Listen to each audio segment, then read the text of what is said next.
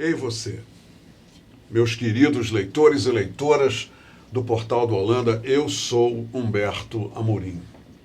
E eu estou de volta nesta terça-feira. Terça-feira é um dia muito emblemático para os manauaras. Dia de terça-feira aqui em Manaus nós temos uma novena tradicional, tem a visita lá à feira, a Feira da Aparecida.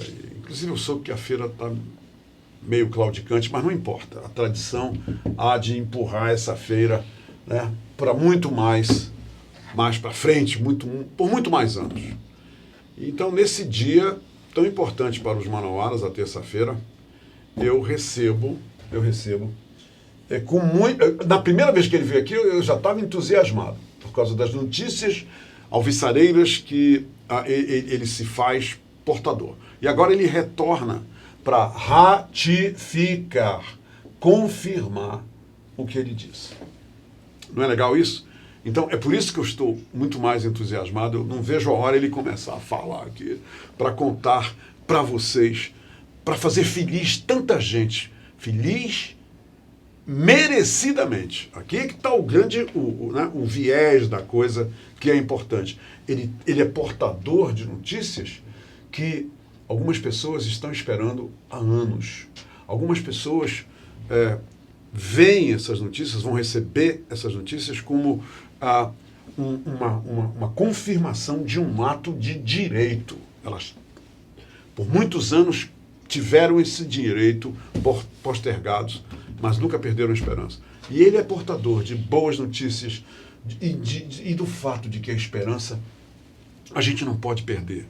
A gente, não importa qual situação, a gente tem que, se agarrar na esperança como um trapezista se agarra no trapézio. É assim que a gente tem que fazer. Tá bom? Então eu recebo aqui uma pessoa muito competente, um profissional competente, ele é advogado, e ele é, vejam só, vou já dar a dica da entrevista, ele é o interventor judicial da Santa Casa de Misericórdia aqui em Manaus. É o doutor Tiago Queiroz de Oliveira. Está aqui ele, aqui do meu lado. E ele possui graduação em Direito pela Universidade Federal do Amazonas, graduação em Administração Pública pela Universidade do Estado do Amazonas em 2006, é especialista em Direito Civil e Processual Civil pelo CIESA Amazonas e em Direito Empresarial pela FMU São Paulo. Ele atuou de julho de 2007 a fevereiro de 2009 como assessor-chefe da 20ª Vara Civil de Manaus. E de março de 2009 a junho de 2011 ele ascendeu ao cargo de diretor da 20ª Vara Civil de Manaus. De julho de 2011 a abril de 2017, vai anotando aí, hein? Ele exerceu o cargo de diretor da 10ª Vara Civil de Manaus. E desde maio de 2017, ele ocupa o cargo de assessor-chefe da 10ª Vara Civil. Aqui, o que eu fiz aqui? Bem, é com ele que eu estou falando e vou falar a partir de agora. Vamos lá? Vamos ouvir o que essa pessoa que é uma pessoa embasada, né, formada por tanta competência, o que ele tem a dizer para a gente. Seja bem-vindo, doutor Tiago, à Hora do H. Que bom recebê-lo. Que bom recebê-lo. É uma imensa satisfação participar novamente do seu programa. Boa tarde, meu amigo Humberto Amorim. Boa tarde, caros telespectadores. Vamos conversar. Bora conversar. Então, vamos fazer o seguinte. Tem muita gente nesse momento, doutor Tiago, que eu acho, não deve ter visto a nossa primeira entrevista. Eu gostaria que o senhor resumisse, né, qual é realmente o grande backdrop, o grande quadro que vai justificar essa entrevista. Santa Casa de Manaus. Conte um pouco desse histórico da Santa Casa. O que houve com a Santa Casa de Manaus? Muito bem. A Santa Casa de Misericórdia de Manaus é uma entidade filantrópica fundada em 16 de maio de 1880 e que fechou suas portas 124 anos depois, ou seja, em dezembro de 2004. Prestou serviços relevantíssimos à sociedade amazonense e foi responsável aí pela cura, pela salvaguarda da vida humana, pela assistência, sobretudo, aos miseráveis, à população mais carente de Manaus. Foi uma grande perda para o Amazonas, não só para a população da capital, como, sobretudo, para para as pessoas do interior que vinham de barco a Manaus buscar socorro. De 2004 até 2014, ela atravessou uma turbulência administrativa. Foi quando o Ministério Público Estadual ajuizou uma ação e pediu a nomeação de gestores judiciais para a Santa Casa. A Justiça acolheu o pedido e nomeou, então, 3 interventores. Eu, Tiago Queiroz, Claudivan Osório e Joaquim Alfredo Souto Loureiro. Desde então, passamos a gerir a instituição. E de 2004 a 2019, nós apresentamos uma série de soluções e de estratégias para tratar da gestão da instituição. Foram, na verdade, 7 estratégias. Nós não tivemos êxito nas 6 primeiras, por motivos que escapam à nossa vontade, e na 7ª tentativa nós conseguimos. E em que consistiu essa 7ª tentativa? Vocês não desistiram, né? Jamais. Vocês estavam ali, firmes. Jamais. Porque o que a gente via era um monte de gente. Vamos abraçar o prédio da Santa Casa. Vamos formar não sei o que, agora vai. Quer dizer, muitas promessas aí sendo jogadas ao ar. Era o que a gente, como nós acompanhamos na imprensa. E vocês nos bastidores fazendo todo esse trabalho. O que me entristecia e me entristece ainda hoje são as pessoas pensarem que a Santa Casa estava abandonada. Do ponto de vista fático, pode ter até uma certa razão. Fático significa o prédio, quando você passa na frente do prédio e você olha, de fato, você pode ser levado a imaginar que está abandonada a situação. Mas não, a Santa Casa de 2014 a 2019, ela teve uma evolução do ponto de vista jurídico tremenda. Que bacana. Nós vencemos um litígio contra o município de Manaus, depois de 14 recursos da prefeitura, e era para a questão ter acontecido em 2016 se houvesse um cumprimento da ordem judicial. Mas o prefeito descumpriu a ordem, não houve o restauro do imóvel desde 2016, e é por isso que já há uma multa milionária em face da prefeitura por conta desse descumprimento de ordem judicial. Quando eu disse que a questão não se resolveu antes por motivos que escapam à nossa vontade, Entendi. Não é porque nós não trabalhamos para isso. O primeiro plano foi a desapropriação. O governo Melo decretou a desapropriação e depois abandonou o projeto. Houve, então, a ação contra o município. Nós vencemos nas 3 instâncias. Vencemos na primeira instância, no Tribunal de Justiça e no STJ. Ganhamos, mas não levamos. Depois houve uma ação da Justiça Federal, cuja atuação não foi tão eficiente como a da Justiça Estadual. Só explique uma coisa. Quando o senhor fala, vencemos em 3 instâncias, vocês venceram em nome de quê? Dos direitos das pessoas que deveriam ser beneficiadas? Exatamente que vitória foi Perfeito. essa? A ação foi ajuizada pela Santa Casa. A vitória foi da Santa Casa. Okay. E qual era o objeto da demanda? Qual era o propósito desse processo, por assim dizer? Era condenar a municipalidade, a prefeitura, a restaurar o prédio da Santa Casa, em razão do tombamento que ela procedeu em 2004. O prefeito perdeu, o município, no caso, perdeu o litígio, mas, infelizmente, o nosso Estado democrático de direito é muito falho, muito débil, e não houve o cumprimento dessa ordem judicial Nada foi feito. Há 3 anos, durante 3 anos e meio. Há uma multa de R$10 mil aplicada para cada dia de descumprimento. Isso se acumulou de agosto de 2016 a 21 de novembro de 2019. Então, nós precisamos, Humberto, ser muito realistas e nada românticos com a questão da Santa Casa. Nós tivemos que ser frios em alguns momentos. Porque nós tínhamos esse litígio contra o município, tínhamos a desapropriação, havia uma proposta de compra para o imóvel, mas tudo isso foi abandonado. E chegou o momento que eu disse, ou nós mudamos de estratégia, ou mudamos o foco, ou esse prédio vai desabar. E eu não suportava a ideia... E estava caminhando para isso, né? Eu tinha laudo da Defesa Civil do município, laudo da Defesa Civil do Estado, laudo do setor de patrimônio histórico da Secretaria de Cultura, todos dando conta do iminente risco de desabamento. Puxa. E a Santa Casa, na minha administração, sempre se resumiu a 2 problemas. O primeiro era o prédio e o pagamento dos ex-trabalhadores. O segundo problema, a perpetuação da entidade enquanto instituição filantrópica, enquanto unidade de saúde. Esse de modo mais remoto. Eu precisava apagar o incêndio, salvar o prédio e pagar os ex-trabalhadores. Foi quando, então, a partir de 2018, nós viramos o nosso foco para o leilão do imóvel. As pessoas falam, mas é muito fácil fazer o leilão do imóvel, se fosse por isso já estava resolvido há muito tempo. Ledo engano. Eu explico. O prédio da Santa Casa só passou a ser da Santa Casa na nossa administração. Mas como assim? Aquele prédio, Esses historicamente... anos todos... Aquele imóvel foi doado pelo Estado do Amazonas, a Santa Casa, em 1917.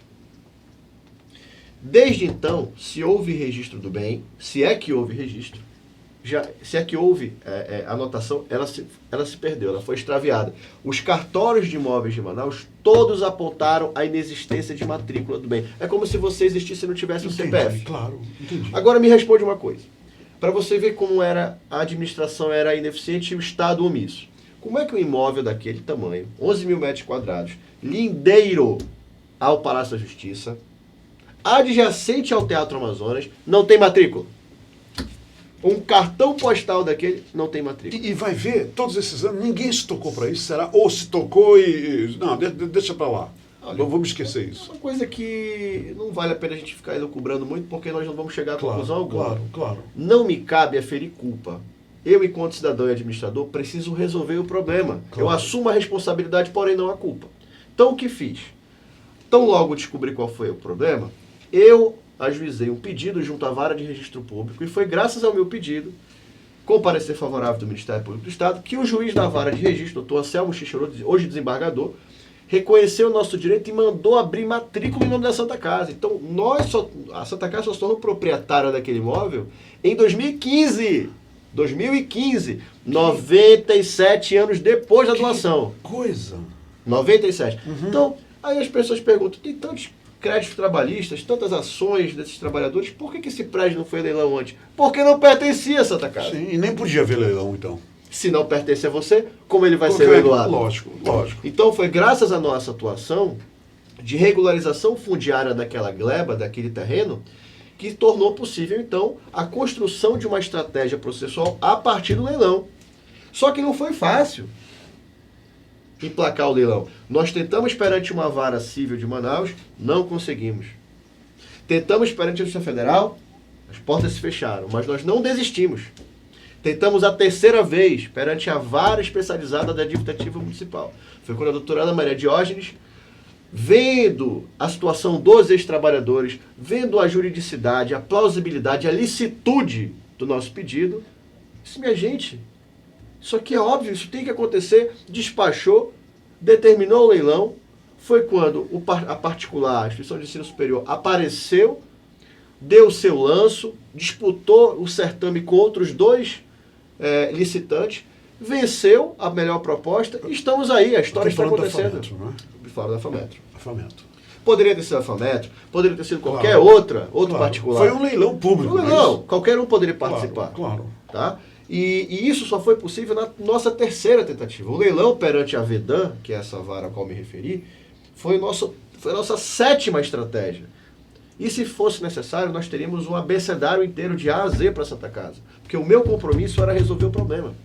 Foi a responsabilidade que eu assumi comigo, com a minha família, com os ex-trabalhadores todos e com a sociedade.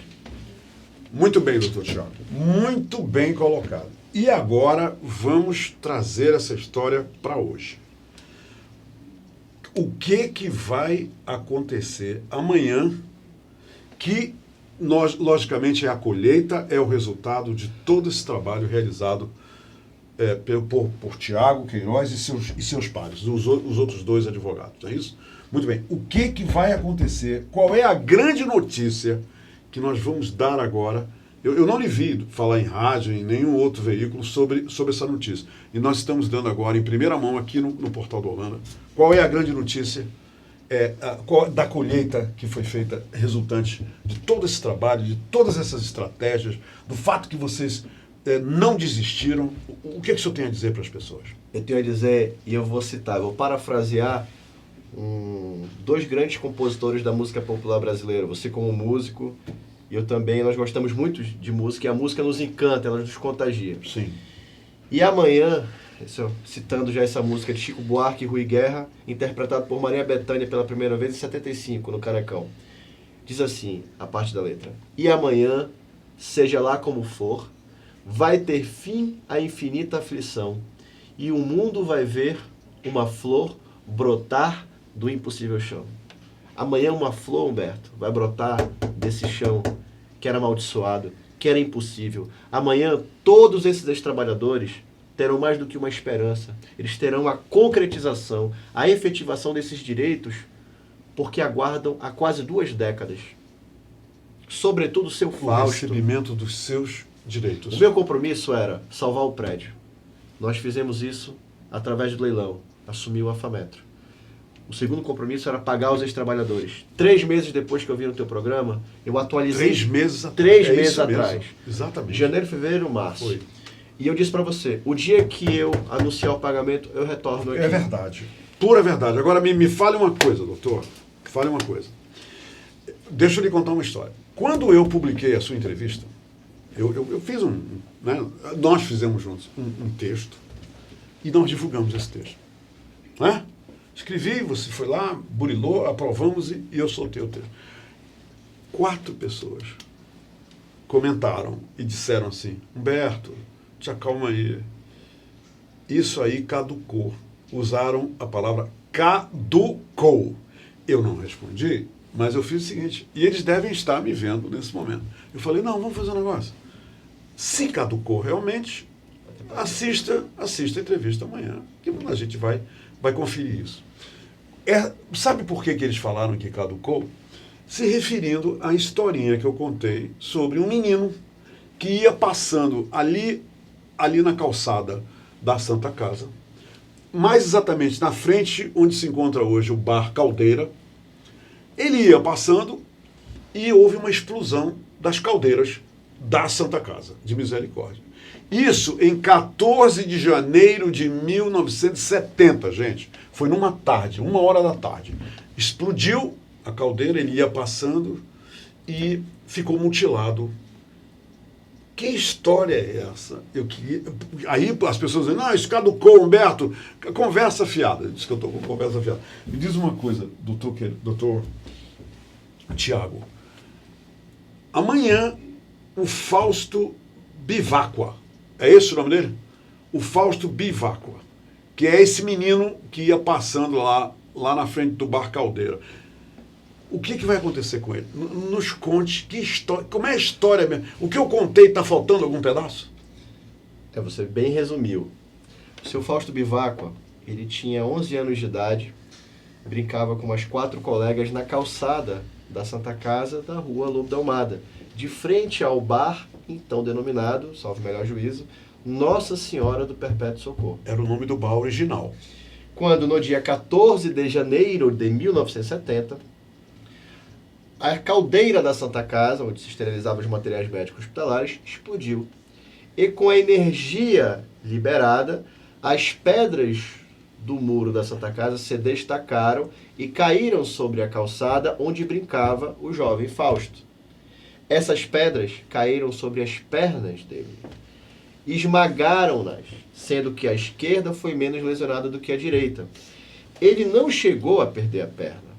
Ele passou então um calvário. Ele ficou de janeiro de 70 a dezembro de 70 internado na Santa Casa, sob a vigília de sua mãe, Dona Zélia, que ficava ao seu lado prostrada como uma grande sentinela. Quando eu converso com o seu Fausto, ele se emociona muito. O amor materno, ele é muito significativo nos depoimentos do seu Fausto. Eu ouvi uma frase dele muito forte e da qual jamais me esquecerei. Ele disse assim: Tiago, a minha mãe me pariu várias vezes, mas só na primeira ela sentiu prazer. A mãe dele teve que abandonar 10 filhos em casa, mais o marido, para ficar do lado do Fausto. E ela salvou a vida do Fausto várias vezes na Santa Casa. Ele se recordou de um episódio em que ele estava dormindo e a cama dele começou a pingar sangue através da cama. A mãe dele estava do lado, viu o sangue escorrendo, uma poça, saiu gritando, ele falou, estava dormindo, a minha artéria femoral tinha estourado. Puxa. Você sabe que a pressão liberada pela femoral, ela vai metros de distância. Ela sim. falou, se não fosse minha mãe, eu tinha morrido. Então ele conta isso o tempo inteiro, do carinho, do amor incondicional que a Dona Zélia tinha por ele. Tanto que ele não consegue falar, eu já tentei gravar com o seu Fausto essa história, ele não consegue. Isso inundou a alma dele e até hoje é muito difícil. E não acabou aí. Em dezembro de 70, por conta, ele alega, de um mau cheiro, ele precisou ir às pressas para o Rio de Janeiro para se tratar. Foi quando ele chegou no Hospital Miguel Couto, no Rio de Janeiro, na época. O médico queria amputar a perna. Essa discussão toda era porque não se queria amputar a perna dele. A família, pelo amor de Deus, imagina uma criança de 11 anos de idade, com a vida inteira pela frente, jogando bola, correndo na rua, brincando de amarelinha, não podia mais fazer isso. Então eles queriam salvar a perna do Fausto. E eu, conversando com ele, nos últimos tempos, ele disse: Tiago, eu faria o mesmo pelo meu filho. Eu também faria. A gente tentaria salvar a perna dele. Mas ele não conseguiu. A perna atrofiou, a esquerda cresceu naturalmente, e depois de 40 anos, ou seja, uns 15 anos atrás, ele decidiu amputá-la. Hoje ele está com a perna amputada. E ele fala: se eu tivesse feito essa amputação antes, o meu coto seria maior e eu teria mais qualidade de vida. Daí o gancho, Humberto, para o nosso novo projeto de Santa Casa. Nós queremos trabalhar a reabilitação. Esse vai ser o foco da nossa unidade de saúde. Que bacana. O Fausto teve uma vida muito sofrida. Eu perguntei para ele: Fausto, a tua vida seria melhor se tu tivesse acesso a esse tipo de serviço? Ele falou: meu amigo, seria maravilhosa. Porque a coisa mais difícil é você ter esse tipo de necessidade especial e não encontrar uma porta no serviço público para se tratar. Sim. Ele falou que foi ao Rio de Janeiro alguns meses atrás, Humberto, só para ilustrar. Ele disse que ele se emocionou muito depois de 3, 4 sessões de fisioterapia, porque ele já conseguia colocar a toalha sobre a perna dele e se equilibrar. Ele falou: pode parecer uma bobagem para você, você não sabe o que é isso. Mas isso, além de eu conseguir tomar banho sozinho, me equilibrando, isso mexeu com a minha autoestima. Eu passei a confiar mais em mim. Então, você tirar essas pessoas dessa situação vexatória, dessa situação de diminuição, de uma autoestima baixíssima, isso é um milagre. E nós queremos que a Santa Casa tenha essa vocação de recuperar essas pessoas que precisam de auxílio. Que legal, Tiago. Amanhã, o Fausto, vai haver um evento, não é? Aí, nesse evento, eu vi o release que você me mandou. Nesse evento, 76 pessoas irão ser ex-funcionários. Não, 75 mais o Fausto. O Fausto vai ser indenizado depois de mais de 50 anos amanhã. Depois de 50 anos. Depois de 50 anos. E os ex-funcionários, os 75 ex-funcionários da Santa Casa, receberão os seus direitos monetários? Sim. Amanhã. Fala desse evento, por favor.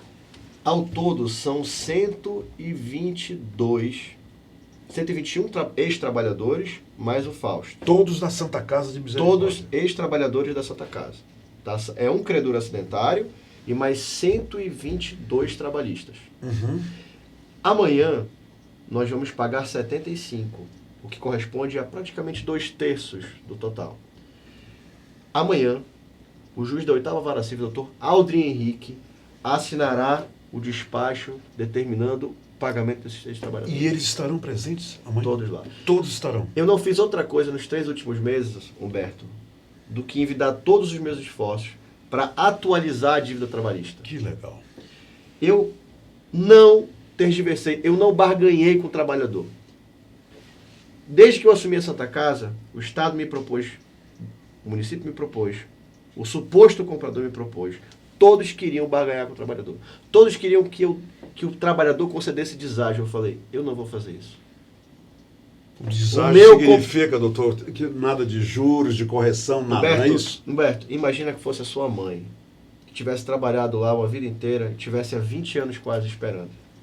Eu acho uma falta de respeito. Eu acho uma falta de consideração você pedir desconto. Você tem que pedir desculpas e pagar com juros e correção.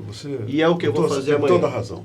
É o que eu vou fazer. Amanhã, com juros e correção monetária. Com juros e correção monetária. Os 75 ex-funcionários da Santa Casa de Misericórdia irão receber o que é a eles devido. E mais o Fausto, que vai receber a sua indenização depois de 50 anos. O evento vai ser onde, doutor? Vai ser às 9 horas da manhã, no auditório da FIAN, situado na Avenida Joaquim Nabuco. Quem quiser testemunhar esse acontecimento, é convidado, pode ir? Pode, deve ir. Podem ir lá para testemunhar? Podem. Isso é um fato histórico. É um evento... sendo bem sincero, Humberto, eu ainda não consegui assimilar esse momento. Porque eu trabalhei durante quase 6 anos para que isso acontecesse. E de repente aconteceu... E a gente vai materializar isso amanhã, então é muita informação para mim ao mesmo tempo, ainda mais pagar o Fausto. Eu sempre disse, olha, se eu pagar o Fausto, eu vou ficar muito feliz.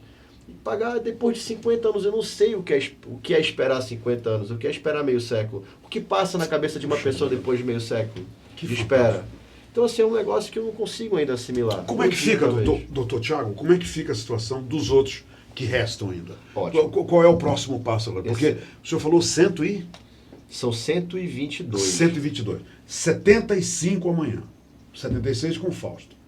Os outros, já há uma programação, eles já podem ter uma expectativa quanto a esse recebimento também? Amanhã eu vou divulgar não só o nome dos contemplados, mas também o nome daqueles e a data em que receberão. Eu preparei um fluxo de caixa, entreguei à 8ª Vara Civil, e nesse fluxo de caixa está dito mês a mês quem receberá as respectivas quantias. Por que eu não pago todo mundo? Acho que o telespectador pode indagar. Sim. Você não paga todo mundo de uma vez? Sim. Porque a Fametro, quando adquiriu o imóvel, ela fez uso de uma faculdade processual que a lei confere ao arrematante, aquele que adquire o bem no leilão, que é qual? Consiste em pagar 20% do preço e parcelar o restante, os 80%, em 30 vezes, em 30 parcelas mensais. E foi o que eles fizeram.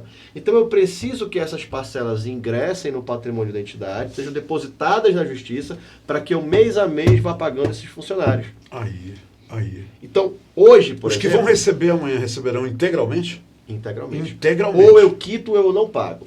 Espero o próximo mês. Perfeito. Então amanhã nós teremos, hoje nós já temos 3.031.000 reais à disposição da 8ª Vara Civil. Ok, que estão já retidos, prontos para esse dinheiro isso. Todo vai ser canalizado para pagamento de credor acidentário e ex-trabalhadores. Ok.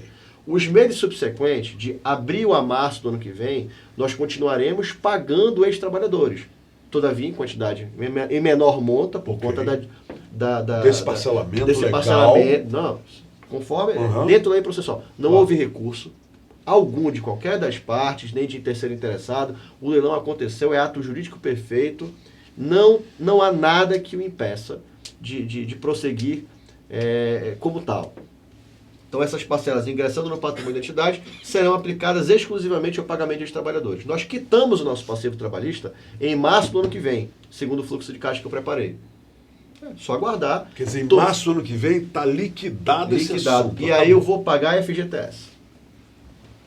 Além do INSS e das verbas rescisórias. Esse FGTS será calculado tudo para repassar para essas pessoas. Com juros e correção monetária. O valor que a Caixa Econômica me informar vai estar atualizado e nós vamos fazer o pagamento. Quer dizer, além do que eles vão receber amanhã, ainda fica uma pendência relativa ao Fundo de Garantia. Ao Fundo de Garantia. Exatamente. Muito legal isso. Todos os débitos concernentes a verbas rescisórias, que compreendem salários atrasados, 13º, férias, horas extras, intervalo intrajornal, tudo isso é amanhã. Mais as contribuições previdenciárias que não foram repassadas ao INSS. Então a gente quita verba rescisória e INSS até março do ano que vem. A partir de abril, a gente vai se concentrar em FGTS. Quando o doutor Tiago esteve aqui há 3 meses, eu disse para ele, aliás, eu pedi a ele, né, que ele retornasse aqui para nos dar a boa nova assim que ela fosse concretizada. E é exatamente isso que ele fez hoje aqui. Ele cumpriu com a palavra dele. Ele me ligou, Humberto, vou falar com você antes de falar com todo mundo. Ele está aqui hoje, fazendo isso, cumprindo isso, e eu agradeço, meu amigo. Muito obrigado. E vou agora fazer um outro pedido para ele, tá? Acabou, é bom de palavra, isso não tem valor. Em março de 2021, eu vou lhe esperar aqui. Opa. Venha aqui, vocês dois, venham aqui, me ligue para o seu amigo. Se Deus permitir, esse encontro vai acontecer, como está acontecendo este encontro nesse momento. E nós iremos falar sobre, Humberto, amanhã tem uma cerimônia liquidando essa questão do jeito que eu falei para você, lá em março de 2020. Pacto feito? Pacto feito. Vamos apertar as mãos e cerrar esse compromisso. Pronto. Em março, veja bem, se Deus quiser nos dê saúde, nos dê proteção, nós estivermos bem até lá, isso vai acontecer. Eu e o Tiago estaremos aqui de volta para comunicar onde será a cerimônia para liquidar o que falta para esses 122 trabalhadores, ex-trabalhadores da Santa Casa de Misericórdia. Mas aí agora eu tenho que dizer uma coisa para vocês. O Tiago, doutor Tiago, me convidou para ser o mestre de cerimônias amanhã neste evento. E eu estou indo como voluntário, com todo o prazer. E o que eu quero fazer, né, essa minha atitude é o seguinte, é uma atitude de, primeiro, respeito ao trabalho dele e dos seus pares, dos outros 2 advogados. E também uma atitude minha, pessoal, como uma pessoa que ama Manaus, ama o estado do Amazonas, é uma reverência que eu vou prestar através do meu trabalho como voluntário, como mestre de cerimônias nesse evento amanhã, a todas essas pessoas que merecidamente irão receber os seus proventos, os seus direitos que estavam aí, né, em limbo há tantos anos, há quase 20 anos. E parabéns ao Fausto, né, Bivacqua, que vai receber amanhã o seu merecido pagamento, um dinheiro que através de muito sofrimento, muita resiliência, muita força de vontade e garra. Não conheço o Fausto, mas depois de ouvir essa história, sei que ele é uma pessoa assim. Ele chegou até aqui e o milagre, como você falou, vai acontecer. Doutor Tiago Queiroz, parabéns. Bacana mesmo. Parabéns por tudo isso que vocês realizaram. Obrigado, Humberto. E agora vocês estão beneficiando tanta gente. Vocês não desistiram. Na verdade, né, Tiago, tem aquela história que só um ser humano pode ajudar o outro ser humano. E vocês são prova disso. Esse trabalho que vocês realizaram é a prova disso. Se vocês não tivessem investido nessas 7 estratégias, isso não estaria acontecendo amanhã, estaria, doutor Tiago? Não. Não estaria. Eu tenho ouvido muita música. Parabéns. E aí eu tenho ouvido um samba de 62, do Paulo Vanzolini, gravado pela primeira vez pelo Noite Ilustrada. E é um samba muito popular, e eu fecho assim a minha fala dizendo isso. Um homem de moral não fica no chão, nem quer que mulher lhe venha dar a mão. Reconhece a queda e não desanima.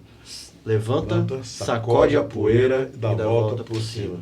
Esse foi o meu ditado. Quando músico, eu sou músico, ele é músico, ele já falou, quando 2 músicos, agora são os 2 músicos que começam a falar, eu quero dizer para vocês o seguinte: Paulo Vanzolini, ele é o autor de Ronda, famosa canção de Ronda. Cientista, trabalhou aqui no INPA. Zoólogo, cientista, trabalhou no Instituto Nacional de Pesquisas da Amazônia há muitos anos. Eu tive o privilégio de entrevistá-lo. Lá no INPA, eu entrevistei o Paulo Vanzolini. E que Deus o tenha. Ele trabalhava aqui no INPA e é o grande autor de Ronda e Volta por Cima, que ele acabou de citar. Agora, já que a gente está na música, falando de música, eu e o Tiago, eu e ele, vocês estão vendo? Nós 2, estaremos dia 18 no palco, lá no restaurante Torino, no Amazonas Shopping.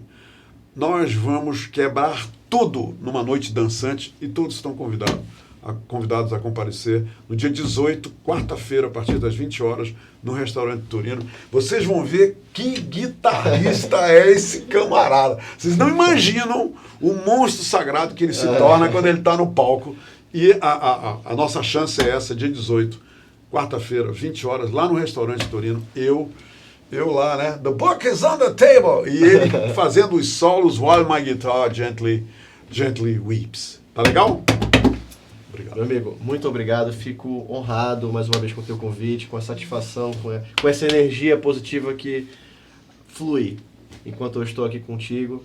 E eu convido mais uma vez todos para participarem dessa cerimônia que ocorrerá amanhã. Às 9 horas, no auditório da FIAM. É um momento histórico. É um momento histórico. Compareçam, estejam lá, quem puder prestigiar. Muito obrigado também pela atenção e pelo carinho. Marla, obrigado por ajudar a gente a desenhar essa entrevista. A Marla é muito, muito eficiente, né, e capaz, assessora de tudo isso que vocês ouviram falar aqui. E ela foi quem me ajudou a construir com muitas informações essa entrevista. Minha gente, muito obrigado por tudo. Obrigado por terem prestigiado mais um trabalho aqui na Hora do H. Até amanhã.